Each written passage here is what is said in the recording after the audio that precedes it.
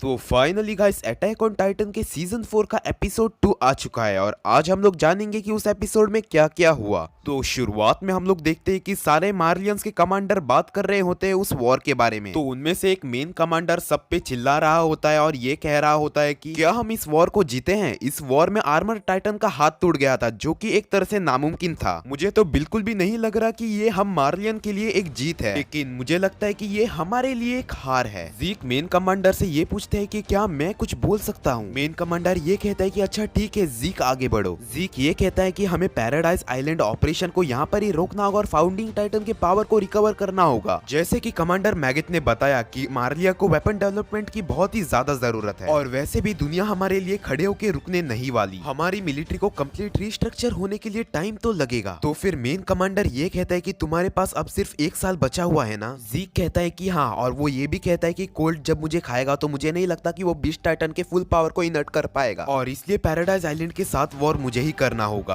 तो अगले सीन में हम देखते हैं कि जीक कोल्ट को अपने साथ कुछ बात करने के लिए बुलाता है। कोल्ट जीक को ये कहता है कि पूरे हिस्ट्री में आपके जैसा बीस्ट टाइटन नहीं है। ये मुझे हमेशा फाउंडिंग टाइटन की याद दिलाता है और क्यों आप इतने स्पेशल हो और वैसे भी आप किसी रॉयल ब्लड से भी बिलोंग नहीं करते। जीक कुछ भी रिवील ना करते कोल्ट को ये कहता है कि कौन जाने तब तक तो मैं मर चुका हूँ जब तक हम लोग ये पता लगा लेंगे, लेकिन जब तुम मुझे इनहर्ट कर लोगे तो तुम्हें मेरे बारे में एक बहुत बड़ा राज पता चलेगा। कोल्ट कहता है कि राज वो क्या है। जीक कहता है कि एक स्पेशल वे और मैं होप करता हूँ कि ये राज तुम किसी को भी नहीं बताओगे। तो फिर अगले सीन में वहाँ पर एक कमांडर आता है और वो कहता है कि मैं लेट हूँ, मुझे रिपोर्ट करना है। कमांडर जीक से कहता है कि क्या तुम 1 साल में पैराडाइज को कॉन्क्वायर कर सकते हो। तो फिर जीक कहता है कि मेरे पास अभी भी 1 साल बचा हुआ है ट्राई करने के लिए। कमांडर फिर ये कहता है कि इन 3 सालों में हम लोग ने जितनी भी स्कॉट शिप पैराडाइज में भेजी थी वो अभी तक लौटी भी नहीं है। इसके बारे में तुम्हें क्या लगता है जीक। जीक ये कहता है कि जब 32 शिप संक हुए थे तो मैं ये इमेजिन भी नहीं कर सकता कि इसमें सिंगल टाइटन भी रिस्पॉन्सिबल है, लेकिन मुझे लगता है कि एटलीस्ट 2 टाइटन एरन येगर को मिला के उन्होंने उनके एस्केप को ब्लॉक कर दिया होगा। तो फिर अगले सीन में हम लोग देखते हैं कि राइनर अपने एक बुरे सपने से जागता है। तो फिर वहाँ पर गैलियार्ड बैठा होता है और वो राइनर से कहता है कि मुझे लगता है कि तुम एक बहुत ही अच्छा सपना देख रहे थे इसलिए मैंने तुम्हें नहीं उठाया। राइनर कहता है कि मैंने तुम्हारा अभी तक शुक्रिया अदा नहीं किया गैलियार्ड। गैलियार्ड कहता है कि मेरा शुक्रिया अदा मत करो, अगर मैंने आर्मर टाइटन को 9 साल पहले खा लिया होता तो ये सब कुछ होता ही नहीं। मेरे भाई ने तुम्हें प्रोटेक्ट नहीं किया होता और टाइटन से खाया भी नहीं गया होता। राइनर गैलियार्ड से कहता है कि क्या तुमने मार्शल की मेमोरीज देखी। गैलियार्ड कहता है कि नहीं, मैंने उस लड़की से बहुत कुछ सीखा उससे पहले। यमीर, क्या इंप्रेसिव नाम है उस पिटफुल वुमेन के लिए। तभी वहाँ पर पायक आती है और राइनर से कहती है कि तुम्हें बहुत समय हो गया, तुमने गाबी और बाकी सभी को नहीं देखा, और फिर राइनर को उनसे मिलने भेज देती है। तो अगले सीन में हम लोग फेल्को और उसके दोस्तों को देखते हैं और वो लोग ये डिस्कस कर रहे होते हैं कि वॉर के बाद एल्डियंस की सिचुएशन कितनी ज्यादा बुरी हो चुकी है और कितनी बुरी तरीके से उन्हें ट्रीट करा जा रहा है। तो उनमें से एक लड़का इस बात से बहुत ही ज्यादा गुस्सा हो जाता है। तो फिर वहाँ पर राइनर आ जाता है और वो लोग आपस में बातें करने लग जाते हैं। तो फिर बाद में अगले सीन में हम देखते हैं कि सारे सोल्जर्स अपने घर अपने होमलैंड जा रहे होते हैं और वो लोग ड्रिंक करके बहुत ही ज्यादा मजे भी कर रहे होते हैं। इधर राइनर और फेल्को की बात चल रही होती है। फेल्को ये कहता है कि मुझे लगता है कि वही हम में से एक है जो कि नेक्स्ट आर्मर टाइटन बनेगी और वो भी 27 एज तक जिएगी, और वो ये भी कहता है कि या फिर ऐसा भी हो सकता है वो उससे पहले ही मर जाए। लेकिन इस बात से राइनर को बहुत ही ज्यादा गुस्सा आ जाता है, लेकिन फेल्को उससे माफी मांगता है और ये कहता है कि अगर मुझे आर्मर टाइटन बनने का मौका मिला तो ये मेरे लिए बहुत ही ज्यादा गर्व की बात होगी। तो फिर बाद में सब लोग अपने घर पहुंचते हैं और अपने फैमिली मेंबर्स से मिलते हैं और उसी दौरान फेल्को ये नोटिस करता है कि कुछ घायल सोल्जर्स है और वो उनके पास जाता है और अपने सीनियर से पूछता है कि क्या ये लोग बहुत ही ज्यादा जख्मी हैं। वो सीनियर कहता है कि ये एल्डियंस विद इमोशनल टर्मा है, यानी कि इनकी वॉर की वजह से फट के हाथ में आ गई थी। वो सीनियर उन्हें डराता है और उनके मजे लेता है, लेकिन फेल्को उनकी मदद करने की कोशिश करता है। तो फिर अगले सीन में हम लोग देखते हैं कि राइनर और गाबी अपने फैमिली के साथ डिनर कर रहे होते हैं। हालांकि ये दोनों एक ही फैमिली से बिलोंग करते हैं और इन्हीं फैमिली के बातों में गाबी की भी बहुत ही ज्यादा तारीफ की जाती है। सब लोग राइनर से ये पूछते हैं कि तुम उस डेविल वाले आइलैंड से एस्केप हुए थे, और वो उसके बारे में कुछ बातें बताता है जिससे कि सब लोग बहुत ही ज्यादा डर जाते हैं। और फिर अगले सीन में हम लोग देखते हैं कि राइनर और गाबी बाहर घूमने निकलते हैं और वो लोग ये नोटिस करते हैं कि एक बंदे ने सुसाइड कर ली है। तो फिर अगले सीन में हम लोग देखते हैं कि जीक एक मीटिंग बुलाता है जहाँ पर मार्लिया के सभी वॉरियर टाइटन लगभग मौजूद रहते हैं। जीक कहता है कि हम मार्लियंस को जल्द से जल्द फाउंडिंग टाइटन को ओबिटेन करना होगा और पैराडाइज आइलैंड पर वॉर जीतने के लिए हमें वॉर हैमर टाइटन की मदद लेनी होगी, जो कि अभी करेंटली टाइबर फैमिली होल्ड कर रही है, जो कि एक रॉयल फैमिली है।